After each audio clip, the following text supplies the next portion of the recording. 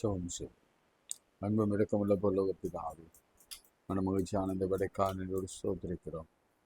நாம் நிற்பதன் நிர்மூலமாக அமர்ப்பதும் கர்த்தருடைய கிருபையை உடைய இரக்கங்களுக்கு முடிவில்லை. காலை தோறும் புதிதாக இருப்பதற்காக ஸ்தோத்திரம். அங்கும் இங்கு நோய்களும் வியாதிகளும் வாதைகளும் பரவி வந்தாலும் எங்களுக்கு அடைக்கலம் வெள்ளனும் ஆபத்து காலத்து அனுகூலமான துணையாக இருக்கிறீரோ நமக்கு ஸ்தோத்திரம். பருவதங்கள் நிலை மாறினாலும் கர்த்தர் என்றைக்கும் நிலை மாறாமல் எங்களோடு கூட நிலைத்திருப்பதற்காகவும் எங்களோடு ஸ்தோத்திரிக்கிறோம். சேர்ந்து சொல்லுங்க, உன்னதமானவரின் மறைவில் இருக்கிறவர் சர்வ வல்லவரின் நிழலில் தங்குவான். நான் கர்த்தரை நோக்கி நீரின் அடைக்கலம், என் கோட்டை, என் தேவன், நான் நம்பியிருக்கிறவர் என்று சொல்லுவேன். அவர் உன்னை வேணுடைய கண்ணிக்கும் பாழாக்கும் கொடை நோய்க்கும் தப்பி வைப்பார். அவர் தமது சிறகுகளால் இவனை மூடுவார். அவர் சட்டையின் கீழ் அடைக்கலம் புகுவார். அவர் சத்தியம் உனக்கு பரிசையும் கேடகமாகும். இரவில் உண்டாகும் பயங்கரத்துக்கும் பகலில் பறக்கும் அம்புக்கும் இருளில் நடமாடும் கொள்ளை நோய்க்கும் மத்தியானத்தில் பாழாக்கும் சங்காரத்திற்கும் நீ பயப்படாதிருப்பார். ஆண்டவரே, உடைய கிருபையினால் எங்கள் நடத்துகிறீர்கள். ஸ்தோத்திரம். எங்கள் குடும்பத்தையும் பெற்றோர்களையும் பிள்ளைகளையும் எங்கள் ஜீவனையும் எங்கள் ஆயுசு நாட்களையும் பூரணப்படுத்துகிறீர். உமக்கு ஸ்தோத்திரம். உணவு உடுக்க உடைய தங்க இருப்பிடம் தந்து ஆசீர்வதிக்கிறீர். உமக்கு நன்றி. எல்லா தேவைகளையும் சந்தித்து கடன்களை அகற்றி எங்கள் வழி தளத்திலே எங்கள் ஊழியத்திலே கர்த்தருடைய கரம் நம்மளோடு கூட இருந்த நமக்கு எல்லா துதியும் கனமகியும் உமக்கு சொல்லும். இயேசுவின் நாமத்தில் ஜெபிக்கிறோம் நல்ல பிதாவே, ஆமென். நம் அனைவரும் இணைந்து ஒரு தாய் தேற்றுவது போல என் நேசர் தேற்றுவார் என்ற பாடல் பாடலாம். ஒரு தாய் தேற்றுவது போல் என் நேசர் தேற்றுவார். ஒரு தாய் தேற்றுவது போல் என் நேசர் தேற்றுவார். மார்போடு அணைப்பாரே, மனக்கவலை தீர்ப்பாரே. மார்போடு அணைப்பாரே, மனக்கவலை தீர்ப்பாரே. ஒரு தாய் தேற்றுவது போல் என் நேசர் தேற்றுவார். கரம் பிடித்து நடத்துவார், கண்மலை மேல் நிறுத்துவார். கரம் பிடித்து நடத்துவார், கண்மலை மேல் நிறுத்துவார். ஒரு தாய் தேற்றுவது போல் என் நேசர் தேற்றுவார். எனக்காக மரித்தாரே, என் பாவம் சுமந்தாரே. எனக்காக மரித்தாரே, என் பாவம் சுமந்தாரே. ஒரு தாய் தேற்றுவது போல் என் நேசர் தேற்றுவார். ஒரு போதும் கைவிடார், ஒரு நாளும் விலகிடார். ஒரு போதும் கைவிடார், ஒரு நாளும் விலகிடார். ஒரு தாய் தேற்றுவது போல் என் நேசர் தேற்றுவார். ஒரு தாய் தேற்றுவது போல் என் நேசர் தேற்றுவார். கரங்களை உயர்த்தி ஆண்டவரே, பல சூழல்களிலே நாங்கள் வாழ்ந்து வருகிறோம். நமக்கு எல்லாம் தெரியும். இக்கட்டுகளில் கடக்கிறோம், வியாதியின் மத்தியிலே வேதனையோடு நிற்கிறோம், வலிகள் மத்தியிலே உம்மை தேடுகிறோம், தாமதங்கள் மத்தியிலே உம்மை ஆராதிக்கிறோம், மனதிலே சஞ்சலங்கள் மத்தியிலே, விரக்தியின் மத்தியிலே, வேதனைகள் மத்தியிலே, இழப்புகள் மத்தியிலே ஆண்டவரை நாங்கள் விடவில்லை. யோபு போல வேதனையோடு இருக்கிறோம், அன்னாலை போல கண்ணீரோடு இருக்கிறோம், எசேக்கியாவை போல கண்ணீரோடு நிற்கிறோம். நிற்க பலனில்லை என்று சொன்ன யோசுவாத்தை போல எங்களுக்கு நிற்கவும் பலனில்லை. ஆண்டவரே, கிதியோனை போல எங்கள் குடும்பத்தில் எல்லாரையும் காட்டிலும் நான் ரொம்ப சின்னவனாக இருக்கிறேன், எல்லாராலும் புறக்கணிக்கப்பட்டிருக்கிறேன் என்று கண்ணீரோடு நாங்கள் செபிக்கிறோம். வியாதி ஒரு பக்கம், இந்த குஷ்டரோகியில் ஒதுக்கப்பட்ட நிலையில் இருந்தது போல நாங்களும் தனிமையிலே, மருத்துவமனையிலே, வீட்டுகளிலே எல்லாராலும் அருவருத்து பார்க்கிற நிலையிலே நான் நிற்கிறோம். ஏன் ஆண்டவரே இந்த வாழ்க்கை என்று சிலர் புலம்புகிறதையும் என் ஆவியிலே உணர்கிறேன். உமோடு வந்துட்டா நல்லா இருக்குமே என்று நினைக்கிற பெற்றோர்களை நான் பார்க்கிறேன். புதிதாக திருமணமான அல்லது திருமணமான 10 ஆண்டுகளில் இருக்கிறவர்களை நான் பார்க்கிறேன். ஆனாலும் ஆண்டவர் இந்த வேளையில இல்ல, நான் உனக்கு ஒரு திட்டத்தை வைத்திருக்கிறேன், நான் உனக்கு செய்ய வேண்டியதை துரிதமாய் செய்வேன், அதை இனி தாமதிப்பதில்லை, அது சீக்கிரத்திலே வரும், அதுக்காக காத்திரு என்று திரும்ப திரும்ப நம் காதுகள் பட கேட்கிற கிருபை நிறைந்த வார்த்தை காய் ஸ்தோத்திரம். ஆண்டவரே, இந்த வார்த்தை இப்பொழுதே நிறைவேறட்டும். ஐயோ கடன் ஆண்டவரே, என்னை தாங்க முடியல, நான் எப்படியாவது இதிலிருந்து வெளியே வரணுமே, என்ன செய்வது, ஏதாவது ஒரு வழி செய்யுங்க. அந்த வேதனையோடு கூட மன உளைச்சலில் பயந்து வீட்டுக்குள்ள அமர்ந்திருக்கிற ஒவ்வொரு பிள்ளைகளையும் நான் பார்ப்பேன். கர்த்தர் இந்த வேளையில அவர்களுக்கு ஒரு முடிவை கொடுப்பீரா? இருதயத்திலே ஒரு வலி, வயிற்றிலே ஒரு வலி, உபாதை, நீண்ட நாட்களாக இந்த டயபெட்டிக், நீண்ட நாட்களாக பிளட் ப்ரெஷர், எலும்பிலே காணப்படுகிற குறைபாடுகள், யூட்ரஸிலே காணப்படுகிற குறைபாடுகள், கண்களிலே நீர் வழிந்து கொண்டே இருக்கிறது. ஆண்டவரே, எப்பொழுது நிற்கும் என்ற கேள்வியோடு கூட, வேதனையோடு கூட, காதிலே ஒரு விதமான சீழ் வழிந்து கொண்டே இருக்கிறது, நாற்றம் எடுக்கிறது. ஆண்டவரே, எப்பொழுது தீரும் இந்த வலி, இந்த வேதனையோடு காத்திருக்கிற ஒவ்வொரு பிள்ளைகளுக்கும் கர்த்தர் ஒரு அற்புதத்தை செய்வீராக. இதே இடங்களிலே நாங்கள் சாட்சியாய் நிற்கும்படியா, அநேகருக்கு நாங்கள் உம்மை குறித்து மேன்மையாய் சொல்லும்படியா, இயேசு எங்களுக்கு விடுதலை கொடுத்தார்னு சொல்லும்படியா, எங்களுக்கு ஒரு அற்புதம் செய்து ஆசீர்வதி. இயேசுவின் நாமத்தில் ஜெபிக்கிறோம் பிதாவே, ஆமென். பிரியமானவர்களே, நேற்று நாம் மரியாதை குறித்து பார்த்தோம். எப்படி ஆண்டவர் கடவுள் மரியாளின் வித்து, அந்த ஏவாளிலே சொன்ன ஸ்திரீயின் வித்து, மரியாளின் வித்து குறித்து கம்பேரிசன் பார்த்தோம். அவ்வளோதான். இனிமேல் பிசாசு கடுமல்ல. ஆனாலும் வசனம் சொல்லுகிற மாதிரி, வேதம் சொல்லுகிற மாதிரி அவனுக்கு கொஞ்ச நாட்கள் இருப்பதனால பயங்கர கொடூரமா இருக்கிறான். ஆக வெகு சீக்கிரத்திலே எல்லாரும் தெளிவடைய போறாங்க. அதுதான், வெகு சீக்கிரத்தில் உலகம் அழியும் அல்லது ஆண்டவருடைய வருகை இருக்கும் என்று நாம் நம்பினாலும் ஒன்று நிச்சயம், எல்லாரும் விழிப்படைந்துடுவாங்க, வேதத்தை ரொம்ப அறிந்து கொள்வாங்க, ஆண்டவரை புரிந்து கொள்வாங்க, ஆண்டவருடைய அற்புதங்களை நேரடியாக கண்கூடா பார்ப்பாங்க. அப்புறம் அதை சொல்ல சொல்ல சொல்ல அவன் வெட்கப்பட்டு போவான். என்னதான் நமக்கு பல வேதனைகள், அபியூஸ் நடந்தாலும், பல தொந்தரவுகள் இந்த உலகத்தான் பிசாசு மனுஷங்க பண்ணாலும், நம்ம ஆண்டவருக்குள்ள திடமா இருக்கும் பொழுது, நம்மளை ஆசீர்வதிக்கும் பொழுது, நம்ம உயர்த்தும் பொழுது அவன் வெட்கப்பட்டு போகிறதை நம்மளால பார்க்க முடிகிறது. சரி, இன்னைக்கு ஒரு முக்கியமான ஒரு டாபிக்கை நம்ம பார்க்க போகிறோம்.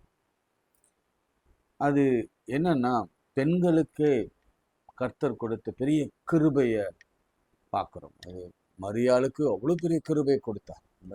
அதுவே நம்ம பெருசுன்னு சொல்கிறோம். அடுத்த ஒரு பெரிய கிருபையை இன்னொரு மரியாளுக்கு கர்த்தர் கொடுத்திருக்கிறார்.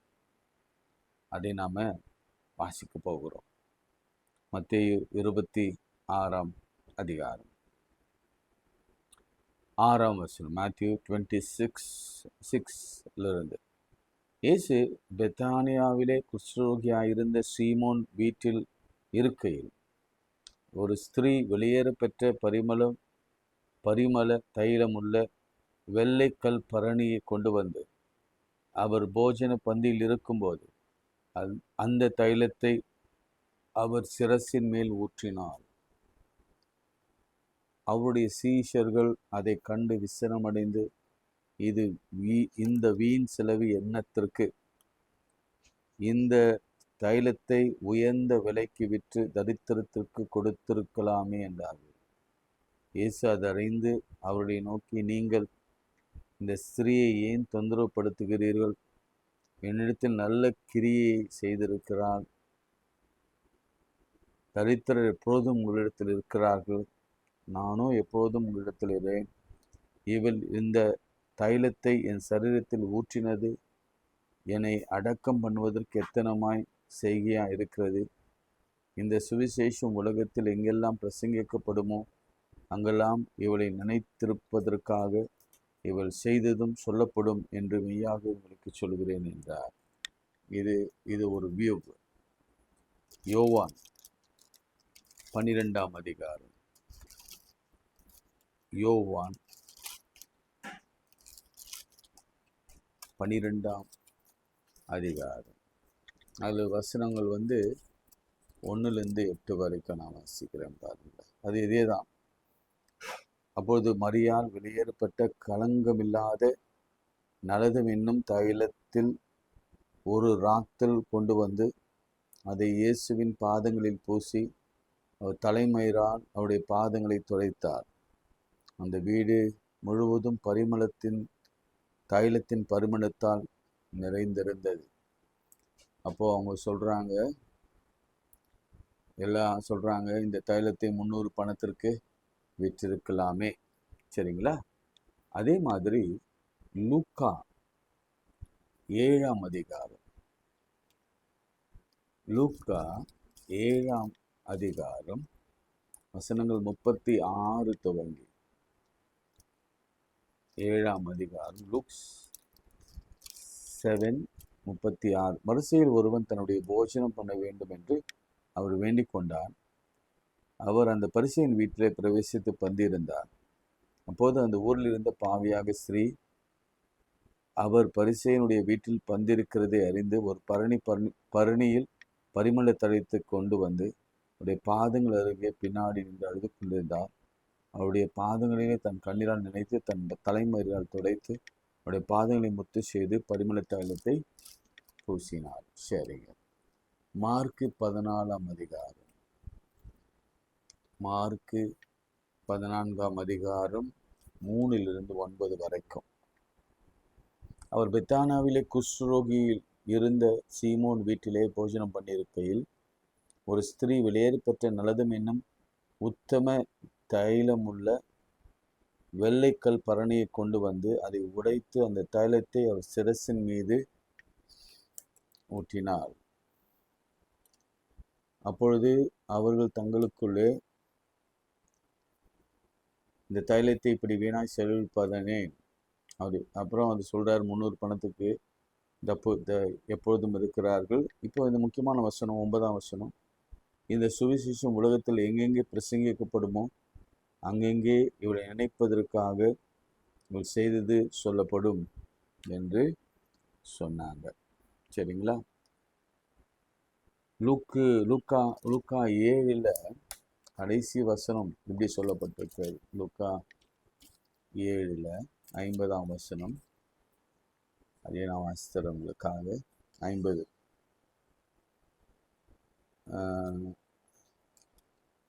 லூக்கா 7ஆம் அதிகாரம் 50ஆம் வசனம். அவர் ஸ்திரீயை நோக்கி, உன் விசுவாசம் உன்னை ரட்சித்தது, சமாதானத்தோடு போ என்றார். அது அப்படியே நீங்கள் தொடர்ந்து வாசிங்கன்னா உங்களுக்கு தெரியும். சமாதானத்தோடு போ, சமாதானத்தோடு போ, உன் விசுவாசம் உன்னை ரட்சித்தது என்று சொன்னார். சரி, இப்போதான் நம்ம பாயிண்ட் வரப்போகும். மத்தேயுல லூக்காவில் நம்ம பார்க்குறோம், அவர் சிரசின் மீது ஊற்றி, தலையின் மீது ஊற்றி அபிஷேகம் பண்ணினாள். அதுதான் தைலத்தை எடுத்து வந்து அவர் தலை மீது ஊற்றினாள், சிரசின் மீது ஊற்றினாள். நல்ல கவனிங்க. பொதுவா பழைய ஏற்பாட்டில் மோசே அவர் இறந்து போகும் முன்பு அல்லது அவர் வந்து யோசுவாவிடத்துல அந்த வேலையை கொடுக்கும் பொழுது அவரை அபிஷேகம் பண்ணி இந்த வேலையை எடுத்துக்கோ அப்படின்றார். யோசுவா 1ஆம் அதிகாரம் நீங்கள் வாசிச்சிங்கன்னா உங்களுக்கு தெரியும். நீ பலம் கொண்டு திடமனதாயிரு என்று கர்த்தர் பேசுவார். மோசையும் நிறைய ஆலோசனை கொடுப்பார். அதுதான் ஃபர்ஸ்ட் அபிஷேகம்னு வச்சுக்கோங்க. அடுத்த அபிஷேகம் எங்கன்னா நம்ம பார்க்கலாம், எலிசாவை அபிஷேகம் பண்ணினார். அது எப்படி அபிஷேகம் பண்ணார் உங்களுக்கு தெரியும். சாமுவேல் யாரெல்லாம் அபிஷேகம் பண்ணார்? முதலாவது சவுல் அபிஷேகம் பண்ணார். அவங்களுக்கு ஏற்கனவே நிறைய முறை பேசியிருக்கிறேன். சவுல தைல குப்பி இவ்வளோதான் இருக்கும்னு வச்சுக்கோங்களேன். அந்த தைல குப்பியில தைலத்தை கொண்டு வந்து அபிஷேகம் பண்ணினார். எங்க ஊற்றுவாங்க? சிரசின் மீது ஊற்றி அபிஷேகம் பண்ணுவாங்க. அப்புறம் தாவீத தைல கொம்பு கொண்டு வந்தார். தைல கொம்புல நிறைய தைலம் இருந்தது. அந்த தைல கொம்பு கொண்டு வந்து தாவீதை அபிஷேகம் பண்ணினார். அதன் பிறகு நீங்க நிறைய இடங்களிலே பார்த்தீங்கன்னா, இதை ஏன் சொல்லிட்டு வரேன்னா, ஒரு ஆண் இன்னொரு ஆணை தான் அபிஷேகம் பண்ணினாங்க. ஒரு ஆண் ஒரு பெண் அபிஷேகம் பண்ணதா நமக்கு சரித்திரம் இல்லை. நிறைய தீர்க்கதரிசி இருக்கிறாங்க. உல்தான், அவளை பற்றி நம்ம ஒரு அடுத்த நேரம் கிடைக்கும் போது பார்க்கலாம். ஃபர்ஸ்ட் மேரீடு உமன் அவங்க உல்தால். அவங்க ஒரு தீர்க்கதரிசியா இருந்தாங்க. அந்த காலத்துல அந்த ராஜா கர்த்தருடைய வேதம் தொலைந்து போயிற்று, உடன்படிக்கை அந்த தோரா தொலைந்து போனதுனால அவன் தீர்க்கதரிசியை தேடி ஓடினான். அப்போது தீர்க்கதரிசி ஆகிய உல்தாள் திருமணமாகி வீட்டில் இருந்தவங்களை அழைத்து கொண்டு வந்து அது எங்க இருக்குன்னுலாம் கேட்டாங்க. அது ஒரு விஷயம் இருக்கு, நம்ம அதை பத்தி பேசுவோம். ஃபர்ஸ்ட் தீர்க்கதரிசி உல்தாள். இப்போ எந்த தீர்க்கதரிசி இப்போ எப்படின்னா, ஆண் பெண்களை அபிஷேகம் பண்ணுவாங்க. அதுதான் நடைமுறை வழக்கமாகவே இருந்தது. அவங்க தான் சிரசின் மீது ஊற்றுவாங்க. அது ஒரு அடையாளமாக ஊற்றுவாங்க. அது கர்த்தர் கொடுத்த ஒரு சட்டம், லா. இயேசு பிறப்பிலே நம்ம பார்த்தோம், ஒரு பெரிய மாற்றம் வந்தது. அதுதான் ஸ்திரீயின் வித்து மரியாளுக்கு கொடுக்கப்பட்ட மாபெரும் அங்கீகாரம். அது நான் ரொம்ப யதார்த்தமாக உங்களுக்கு சொல்லணும்னா, இன்னைக்கு உலகமெங்கும் இருக்கிற கேத்தலிக்ஸு மரியாதை ஒரு தாய், இயேசுவின் தாயாக, கடவுளுக்கு நிகராக, எனக்கு தெரிஞ்சோ தெரியாமலோ கடவுளுக்கு நிகராக அவங்கள வழிபடுகிறதை நம்ம பார்க்கும் பொழுது பெண்களை எவ்வளவு உயரத்தில் ஆண்டவர் கொண்டு போய் நிறுத்தினார் என்பதை நம்ம பார்க்க முடிகிறது. ஸோ பெண்களை, ஆனாலும் கூட ஆண்களுடைய நிலைமை மாறி இருக்கா அப்படின்னா சந்தேகம்தான். இன்னும் கூட அந்த நிலைமை மாறவில்லை. இப்போ நான் எங்க வரேன்னா, இந்த மரியாள் என்று சொல்லப்படுகிற இந்த பெண், இது அநேக இடங்களில் 4 நற்செய்தி நூலில் இது இருக்கு. 2 நற்செய்தி நூலில் பாவியான பெண் அப்படின்னு இருக்கு. 2 நற்செய்தி நூலில் சொல்லப்பட்டிருக்கிறது, இந்த சுவிசேஷம் உலகத்தில் எங்கெல்லாம் பிரசங்கிக்கப்படுமோ அங்கெல்லாம் இவளை நினைப்பதற்காக இவள் செய்வதும் சொல்லப்படும் என்று மெய்யாக உங்களுக்கு சொல்லுகிறேன் சொன்னார். எனக்கு நான் நிறைய பிரசங்கம் பண்ணியிருக்கேன். பிரசங்கம் பண்ணும்பொழுதுலாம் இதுல என்னங்க இம்பார்ட்டன்ஸ் இருக்கு? என்ன இம்பார்ட்டன்ஸ்? ஆண்டவர் அவர் சொன்ன வியாக்கியானம் வேற. எனக்கு ஆவியானவர் இதை மனசுல வச்சுதான் சொன்னாரா என்று தெரியாது. ஆனா எனக்கு கொடுத்த ஒரு வெளிப்பாடோ அல்லது நிறைய ஆவியானவர் அநேகருக்கு கொடுத்த வெளிப்பாடு எதுவாக இருக்கும் என்று சொன்னால், நான் ஆண்டவர் சொன்னதை நான் சொல்லாம நான் இப்பொழுது கர்த்தர் என்ன திட்டத்தோடு இதை செய்தார் என்று நான் சொல்ல விரும்புகிறேன். ஒருவேளை ஆண்டவர் அதை சொல்லும் பொழுது ஏன் அதை சொல்லலைன்னா, ஒருவேளை அங்கும் கூட அந்த ஆணாதிக்க சிந்தனையோடு கூட இருந்திருப்பாங்க. ஆண் ஒரு பெண்ணை அபிஷேகம் பண்ணா அப்படின்னு சொல்வதில் அநேகர் கொஞ்சம் என்ன பண்ணியிருப்பாங்க, இலக்காரமாக அசட்டையோடு கூட பார்த்துருப்பாங்க. இப்போ நான் புரிந்து கொண்ட விதம் இதுதான், ஆவியானவர் விளக்குகிற விதம். ஒருவேளை உங்களுக்கும் அதை நான் உங்கள் கைகளில் விட்டு விடுகிறேன். இந்த சுவிசேஷம் உலகத்தில் எங்கெங்கெல்லாம் பிரசங்கிக்கப்படுகிறதோ அங்கெல்லாம் இவளை நினைப்பதற்காக இவள் செய்ததும் சொல்லப்படும். என்ன என்ன என்ன என்ன செய்தா? நலதம் என்னும் தைலத்தை கொண்டு வந்தா, அந்த தைலத்தை அவள் சிரசின் மீது ஊற்றினாள். சிரசின் மீது தைலத்தை ஊற்றுவதின் அடையாளம் என்ன? ஏற்கனவே நான் உங்களுக்கு வரலாறு சொன்னேன். சிரசின் மீது ஒரு தைலத்தை ஊத்துறாங்கன்னாவே அவரை ராஜாவாக அபிஷேகம் பண்ணுவாங்க அப்படின்னு தான் அர்த்தம் ஃபர்ஸ்ட். அல்லது அவரே ஒரு ஆசாரியனாக அபிஷேகம், ஆரோனின் சிரசின் மீது ஊற்றப்பட்ட ஒரு அபிஷேகம் நம்ம வாசிக்கிறோம் 133ஆம் சங்கீதத்துல. அதே போல நம்ம ஆரோனின் வாழ்க்கையை பார்த்து வந்த பொழுது அவருடைய அபிஷேகத்தை குறித்து, அவருடைய தலையின் மீது ஊற்றப்பட்ட ஒரு அபிஷேகத்தை குறித்து நம்ம பார்த்தோம். சவுலுக்கு எப்படி அபிஷேகம் பண்ணினார்? தலைமையில ஊற்றி. தாவீதுக்கு எப்படி அபிஷேகம் பண்ணினார்? தலைமையில ஊற்றி. அதுக்கப்புறம் வந்த ராஜாக்கள் மீது, அதுக்கப்புறம் தீர்க்கதரிசியாகிய எலிசா மீது ஒரு அபிஷேகம். எல்லாமே தலை மீது தான், சிரசின் மீது ஊற்றப்பட்ட அபிஷேகம். இங்க இயேசு கிறிஸ்துவ ஒரு பெண், மரியாளோ பாவியான பெண்ணோ யாரோ, இங்க ஒரு அடையாளத்தை, ஒரு சிக்னிபிகண்ட, ஒரு சிம்பிள், ஒரு சைனை செய்யறாங்க. என்ன சைன் செய்யறாங்க? நீங்க இந்த உலகத்திற்கே ராஜா, இந்த உலகத்திற்கே ராஜா. இது யூதர்களுக்கு மாத்திரமன், இந்த உலகத்திற்கே ராஜா என்று சொல்லுகிற ஒரு அடையாளம். இயேசு இதை சொல்லும் பொழுது அவர் மரணத்தை குறித்து பின்னாடி சொல்றாரு. நான் பாதி தான் ஏத்துக்குவேன். ஆனா முற்பாதி என்னன்னா, அவர் முதல் பங்கு அவர் ராஜாவாகவும், அவர் ஆசாரியராகவும், அவரை தீர்க்கதரிசியாகவும், அவரை லேவியராகவும், அவர் பிரதான ஆசாரியராகவும், அல்லது பழுதற்ற ஆட்டுக்குட்டி எப்படி தண்ணி தொளிச்சு, தலையில தண்ணி தொளிச்சு அதை பலியிடுவாங்களோ அப்பேற்பட்ட ஒரு அபிஷேகத்தை செய்தது ஒரு பெண். யோசனை பண்ணி பாருங்க, யோசனை பண்ணி பாருங்க. இப்போ எவ்வளவு பெரிய கிரெடிட் பெண்களுக்கு கொடுக்கப்பட்டது. அவளை தடுக்காதீங்கன்றார் ஆண்டவர். அவளை ஏன் தடுக்கிறீங்க? தொந்தரவு பண்ணாதீங்க, தொந்தரவு பண்ணாதீங்க. அவங்க நல்லது செய்யறாங்க. அதுல பல அர்த்தங்கள் இருக்கு. இயேசு மனதுல அவ்வளவு அர்த்தங்கள் இருந்திருக்கும். என்னை ஒரு ராஜாவா பார்க்கிறா, என்னை ஒரு ஆசாரியரை பார்க்கிறா, என்னை ஒரு லேவியரை பார்க்கிறா, என்னை ஒரு பிரதான ஆசாரியரை அவள் பார்த்துட்டா. உலகுக்கே சொல்லப்படும்.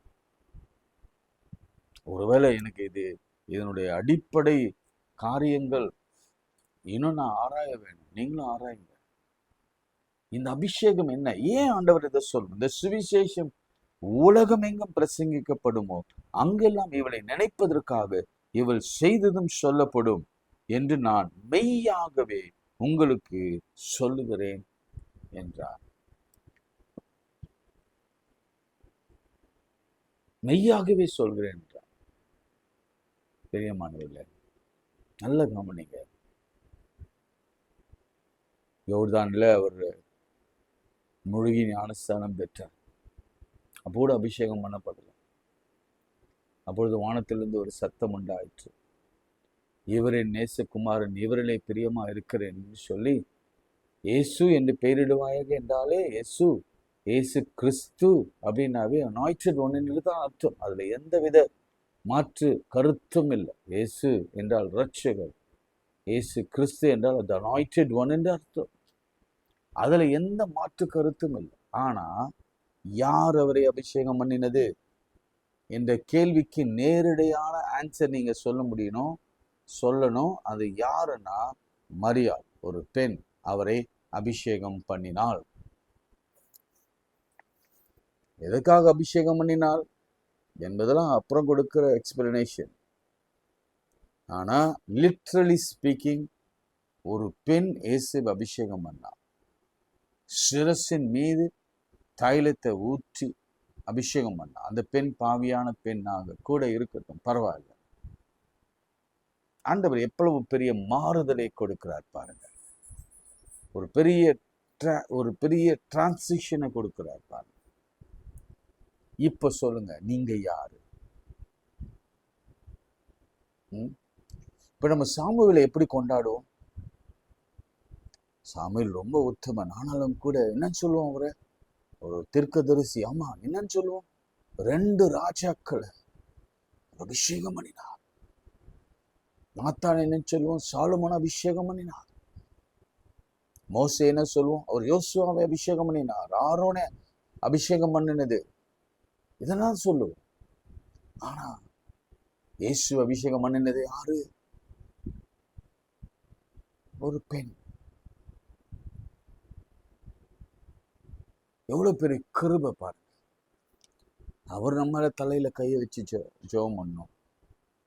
ஆனா இந்த பெண் அவர் தலையில் அபிஷேகம் பண்ணினார். ஆனா அதன் பிறகு கீழே நீங்க பார்த்தீங்கன்னா அவருடைய பாதத்திலே அவர் முத்தம் செய்தார். கண்ணீரினால் அவர் பாதத்தை கழுவினார். அவர் தலை மயிரினால் அவர் பாதத்தை அவர் தொடைத்தார்.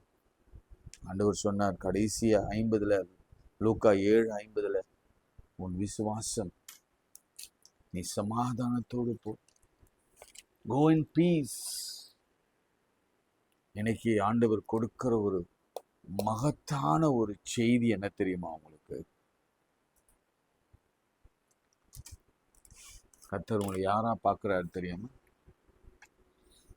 எப்படி தாயை அவர் நேசித்தார். எதுக்காக நேசித்தார் தெரியுமா? தன்னை சுமந்தவளை நேசித்து கடைசி வரைக்கும், அவங்க சாகுற வரைக்கும் அவங்களுக்கு ஒரு நல்ல இடத்தை கொடுத்துட்டு போனார். அதே போல தன்னை அபிஷேகம் பண்ணின மேரி, அந்த ஃபேமிலிய என்ன நடந்தது தெரியுமா? அந்த வீட்டுல ஒரு சாவு, லாசரு மரித்து போனான். அபிஷேகம் பண்ணப்பட்டவர் போறாருங்க. போயிட்டு அவர் சொல்றாரு, அவன் மரித்தாலும் பிழைப்பான், பயப்படாதீங்க. அம்மா, உன் கண்ணீரை கண்டேன். யாரை பார்த்து அழுதார் தெரியுமா? எனக்கு ரொம்ப அவரு விரும்பின லாசரு அப்படின்னா கூட இந்த மார்த்தாள் மரியாதை பார்த்து கலங்குகிறார். ஐயோ, அம்மா அப்பாவும் இல்லை, சொந்த தம்பியும் இல்லைன்னா நாதியா போயிடுவாங்களே, இவங்களுக்கு இந்த தம்பி நிச்சயம் தேவை. இன்னொரு விஷயத்த சொல்றேன் பாருங்க. ஒரு விதவை மகன் வாலிபனை சுமந்து போறாங்க. யாரும் அவரிடத்துல கேட்கவில்லை. ஐயோ அந்த அம்மா அவங்க நம்ம, ஐயோ இந்த பையன் சின்ன வயசுல செத்துட்டாங்க, யாருமே கேட்கல.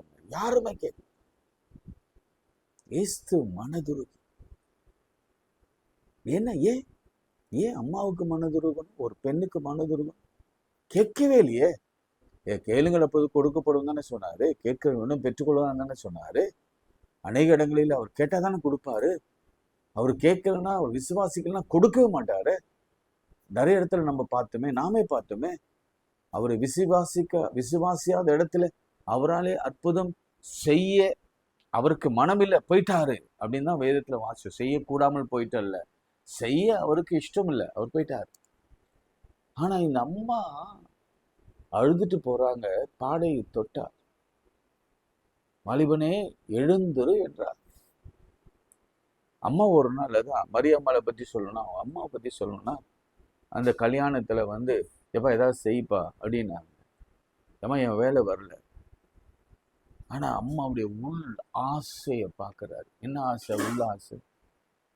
அம்மாவுடைய உள்ள ஆசை என்ன தெரியுமா?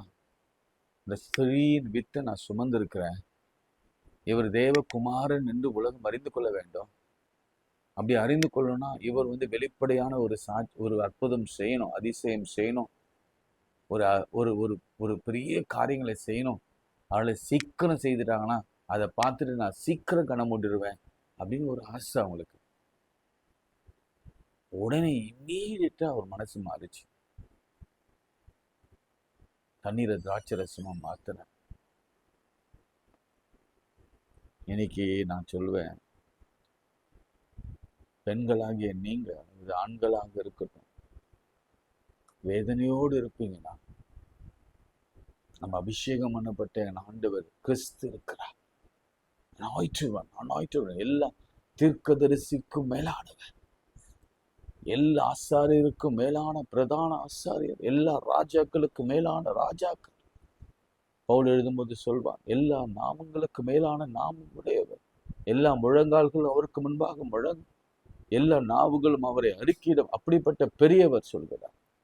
லாசருவே வெளியே வா. கண்ணீர் விட்டார்.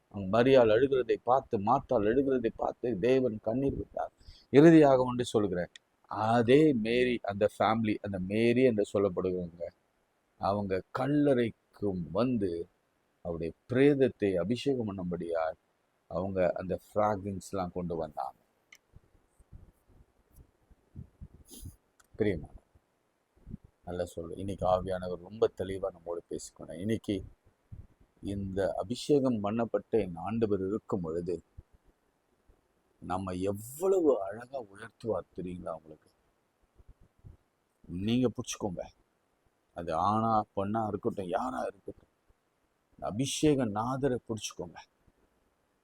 ஐயா, தலைமையிலலாம் அபிஷேகம் பண்ற அளவுக்குலாம் எங்களுக்கு அருகதையும் இல்லை, நாங்களாம் அவ்வளோ பாவி. ஆனா உங்க பாதத்துல எங்க கண்ணீரை விட்டு ஆண்டவரே, எங்க காலை தொட்டு, உங்களுடைய காலை தொட்டு நாங்கள் இந்த பாதத்தின் வாரை அவிழ்க்கிறது கூட தகுதியற்றவர்களாக அப்படி ஒரு செயலை நாங்கள் செய்கிறோம் என்று சொல்லும் பொழுது நிச்சயமானவர் அற்புதம் செய்வார். அற்புதம் நீங்க கேட்கலானாலும் அற்புதம் செய்வார், நீங்க கேட்டாலும் அற்புதம் செய்வார், நீங்க நம்பலனாலும் அற்புதம் செய்வார், நீங்கள் விசுவாசிக்கலாலும் அற்புதம் செய்வார். அவர் உங்களுக்காக, எனக்காக தான், விசேஷமாய் பெண்களுக்காக அவர் வந்தார். ஜெபம். அன்புள்ள ஆண்டவரே, இந்த வேலைக்காய் நன்றியோடு ஸ்தோத்திரிக்கிறோம். பிறந்த நாட்களாக நான் பார்த்து கொண்டிருக்கிறோம் கர்த்தாவே, நீர் தெரிந்து கொள்ளப்பட்ட ஒரு சந்ததி, நீர் அழைத்து நீர் உருவாக்கின ஒரு சந்ததி மனுக்குலம். அதிலே ஆண் வேறு பெண் வேறு என்று வித்தியாசப்படுத்தி பெண்களை போக பொருளாக அடிமைத்தனமாக வைத்திருக்கிற ஒரு கூட்டம் நாங்கள் அநேக பார்க்கிறோம். இன்னைக்கு கூட நிறைய செய்திகளில் பார்க்கிறோம். அவ்வளவு வன்முறைகளும் கட்டவிழ்க்கப்பட்டிருக்கிறது. எனவே அவருக்கு எல்லாவற்றுக்கும் வெஞ்சன்ஸ், காட் ஆஃப் வெஞ்சன்ஸ். நீங்க நியாயாதிபதி மாத்திரமல்ல, நீங்க பழி வாங்கும் கர்த்தர். ஒவ்வொருவரையும் பழி வாங்கி நாசம் பண்ணுங்க ஆண்டவரே, நாசம் பண்ணுங்க. அந்த உலகத்திலே அவன் எறாதபடிக்கு அடித்து போடுங்கப்பா. அப்படியே வியாதியோடு பலவீனத்தோடு இருக்கிற ஒவ்வொரு பெண்களும் ஆண்களும், குழந்தை இல்லாமல் திருமணமாகாமல் இருக்கிற ஒவ்வொரு பெண்கள் ஆண்கள் அனைவரையும் கர்த்தர் காத்துக்கொள்ளும். வியாதி இயேசுவின் நாமத்தில் எல்லாம் விலகி போகும். விசேஷமாய் இந்த ஊழியத்தை தாங்குறவர்களுக்கு சில விதமான பிரச்சனைகள் நான் கேள்விப்படுகிறேன். கர்த்தாவே, அவர்களுக்கு கர்த்தர் ஒரு கிருபையை நீர் கொடுப்பீரா. ஒரு கலசம் தண்ணி கொடுத்தார், அங்கே பலனை கொடுப்பேன்னு சொல்லி உன் பிள்ளைகள் இந்த ஊழியத்துக்காக செபிக்கிறாங்க, இந்த ஊழியத்தை நேசிக்கிறாங்க, இந்த ஊழியத்தை தாங்குறாங்க. அவங்களுக்கு நீங்க இதை விட மேலானவில்லை கர்த்தர் கொடுத்து ஆசீர்வதிங்க. அநேக ஆச்சரியங்கள் அவளுக்காக காத்திருக்கும். இப்பொழுதே எழும்பட்டும். எழும்பு மகளே, எழும்பு, எழும்பு சீயோன், உன் வல்லமையை தரித்துக்கொள்ள நாளை சொல்லுவேன். நீ விலையேற பெற்றவள். ஓமே, நீ கர்த்தருடைய பார்வையிலே விலையேற பெற்றவள். நீ விலையேற பெற்றவள். கர்த்தருடைய நேசிக்கிறார், கர்த்தரிடத்துல நீ சகாயம் பெற்றிருக்கிறார். இயேசுவின் நாமத்தில் செபிக்கிறோம் நல்ல பிதாவே, ஆமென். நமது ஆண்டவராகிய இயேசு கிறிஸ்துவின் கிருபை, பிதாவாகிய தேவன் பரிசுத்த ஆவியின் நம் அனைவரோடும் இன்னும் சதாக்கள் நிலைத்திருப்பதாக. ஆமென். God bless.